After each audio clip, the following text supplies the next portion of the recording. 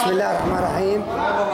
مطبخ الطبقة نشكر تجمع الأمل والرجاء في قطر لتقديم المساعدات لأهالي مدينة الطبقة والفقراء والصائمين.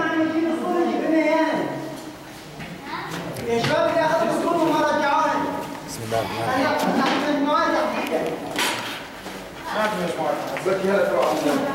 الرحيم. يلا جبلين يلا عرفت يلا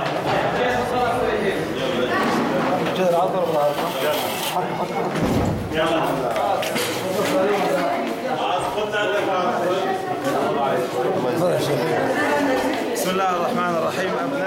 أبناء الطبقة، رابطة أبناء الطبقة للإغاثة والمساعدات الإنسانية يشكرون تجمع الأمل والرجاء لمساعدتهم في المطبخ، ونتأمل منهم إن شاء الله زيادة المساعدة والدعم.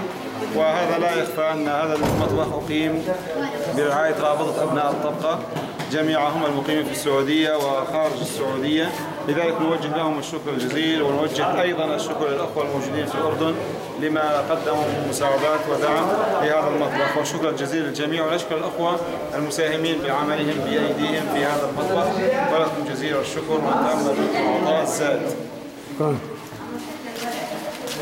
طبعا نشكر تجمع الأمل والرجاء في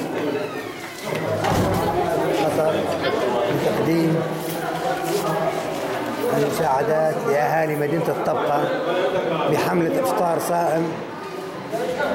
نحن اليوم إن شاء الله في إحياء ليلة القدر، نتمنى منكم المساعدة الأكثر، ونشكركم على ما قدمتم من مساعدات